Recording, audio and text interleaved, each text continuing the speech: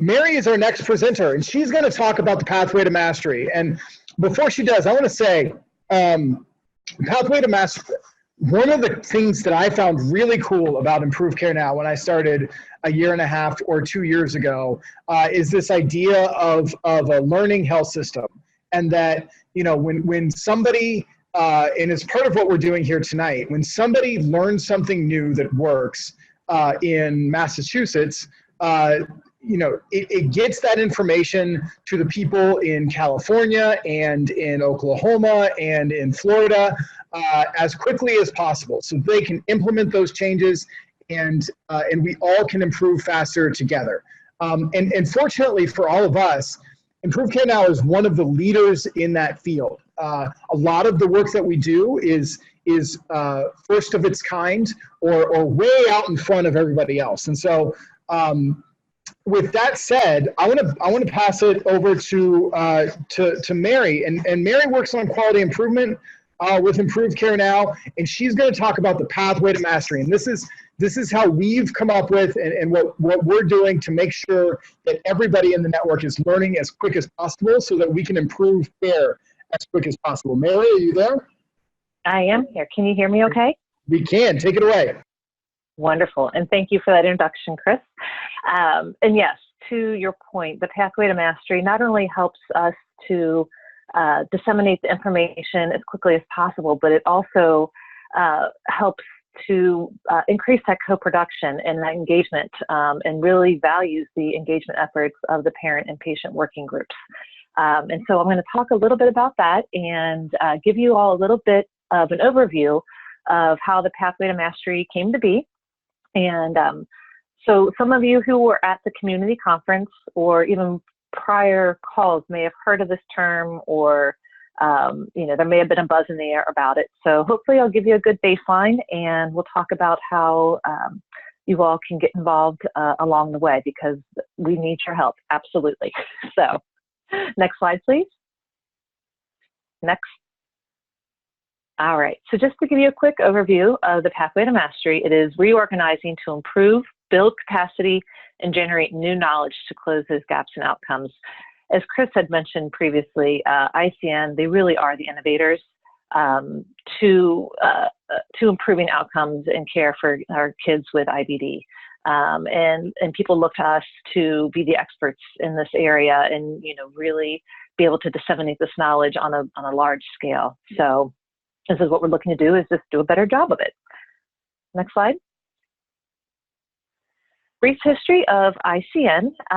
So when ICN started, it was a smaller group of care centers and organizations, kind of like your street when you first move in a new neighborhood, maybe a new build, and there's just a few of you on the street. So the first part with ICN when they first started was to really look at improving the processes. And then just a few years after that, they recognized, okay, we're improving our processes. Now let's focus on those outcomes and the chronic care management. Next slide. So after they got a few of those pieces down, they said, you know what, this is pretty good. So let's move into the suburbs. So ICN started growing, much like the suburbs expand. And so their model kept on expanding with that. So they adapted open source methods and to build this community, which included things like the research and innovation that we heard about earlier, to build peer production networks, advanced technologies, and then also begin comparative effectiveness research. Next slide. But like all good things, that was not good enough with ICN. And so that suburb continued to grow to one of the new innovative communities where you have access to any needed resource that you may have, or any resource that you may need, and really a collaborative effort with the community, with sustaining the community, and making things better for everyone within that community. So starting about 2015, really starting to focus on that engagement, innovation, and research. Scaling up the engagement, the network redesign to utilize learning labs to retain that community feel. Some of you may have been involved in those learning labs previously. And then infrastructure development for patient-centered research. Next slide.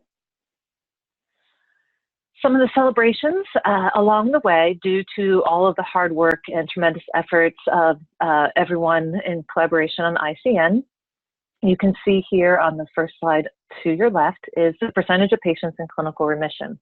And this was starting in 2013. And you can see that over the course of time, ICN's network made great gains with their care centers to get everyone up and really make great improvements in that sector. The other piece here is, as you can see on the right hand, as we were making gains in improving clinical remission, we were also adopting new care centers. Adopting new care centers. And we are currently about 109, 110 care centers, last to my recollection. Next slide. All right, so what were our learnings and what were some of our challenges? Some of our learnings, we know that we have to focus on outcomes. While focusing on outcomes, continue to work on building processes, tools, and structure to enable the sharing and collaboration. Again, maintain that community feel within the learning labs that we have developed and really make that sense of commitment, ownership, and belonging to that community. And then also engage all stakeholders. More participation equals more capacity, more customized resources and activities. So again, as that neighborhood expanded to one of those innovative neighborhoods where you have all the resources available, that's really what we were looking at with ICN, is building that capacity, having the resources available for all of those that are able or part of the ICN network. Some of the challenges. We're looking at achieving better outcomes. You know, ICN has made great gains. However, we still need to improve upon some of the outcomes. In addition to that, looking at uniformity with those outcomes. Some of the challenges still lie within center diversity. It's harder to deliver value to all based upon the diversity at the centers. Resources at those centers vary from center to center. Patient populations even differ from center to center. So recognizing that although, yes, we all do provide care to patients with IBD, it doesn't mean that we're all starting from the same point. In addition, there's financial challenges, and then also identifying and implementing new knowledge and addressing the social disparities and outcomes. Next slide. All right, so back in January, we started the process, the redesign process. And what we attempted to do was create a framework that we were able to share at the community conference to get everyone's input on. And so during this session and brainstorm that we had, we talked with various centers at different levels to identify the needs and the vision of the future. As I said before, this is really where the concept and the framework of the Pathway to Mastery came about. And then looking at planning for new Trailblazer communities. And those are, it's all very exciting actually, but the Trailblazer communities, we'll talk a little bit more about with the engagement piece as well. Next slide. Okay, so one of the pieces that that I spoke of previously was about the improving outcome and improving care. As you can see here, there definitely is a no-do gap where we need to better execute. So although the centers are making improvement, making gains, what we see here is an area of opportunity to continue making these gains to get centers to be greater than 80% remission rates, increase the number of centers that have that greater than 80% remission. Next slide. All right, so Pathway to Mastery design requirements. And again, just kind of going over some high level pieces here and what the Pathway to Mastery focused on. Obviously outcomes that matter most, and really focusing in on the remission and sustained remission piece. The content and support tailored to center performance, so really making it center specific, giving centers the opportunity to say, hey, this is what we really need most at our center to continue to excel and to move forward. It really made no sense to put a variety of offerings that did not meet the center's needs and didn't tailor to their needs. Centers making sure they have access to organized modular change packages, linking to outcomes such as the remission and the sustained remission, and provide opportunities for leadership development. Revitalize the QI coaching and peer-to-peer learning. That was a really big piece of this, and look forward to doing more of the QI piece with our leaders, with our parent and patient work groups, and a multidisciplinary team. And then also to strengthen and focus on new knowledge. And that's where the Trailblazer piece comes in, on how can we leverage this new knowledge and really be ahead of the game and really be the ones that others learn from here at ICN. So lots of great positive energy. All right, so that being said, some of you may have seen this slide before. This is a visual graphic of what we have for the Pathway to Mastery, and then the identified learning labs. So during the community conference, we came in with a basic framework, knowing that we had 3 pathways and then our Trailblazer teams. The 3 pathways we came in with were foundations, so looking at the registerable population, making sure that centers had at least 75% of their patients registered into the ICN network. So that was pretty much the base foundation, the starting point. Those centers that have achieved that then go on to looking at achieving remission. And that is we're looking to get greater than 82% of their patient population within remission. And then that leads to achieving sustained remission. So greater than 55% of the patient population achieving sustained remission.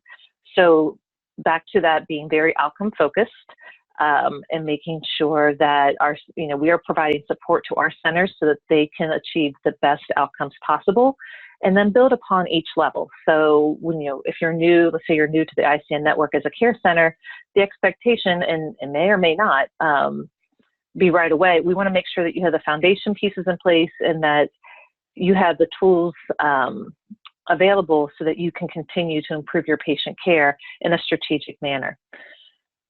The next piece here is the Trailblazer teams, and we're looking at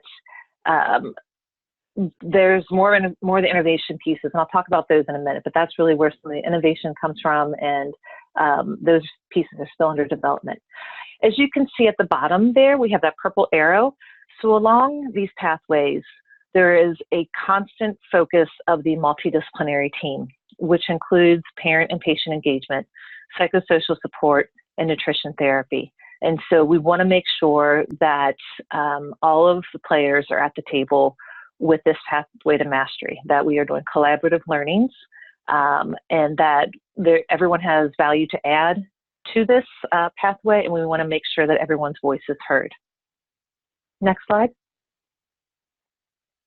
All right, so with our Trailblazer teams, we're focusing on new knowledge. So we're still in development of these communities. So still a little bit under construction, as you can see, but right now those communities will be focusing on engagement and then transitions of care, looking at doing some regional ICN groups, as well as clinical research process improvement, and then also clinical standardization.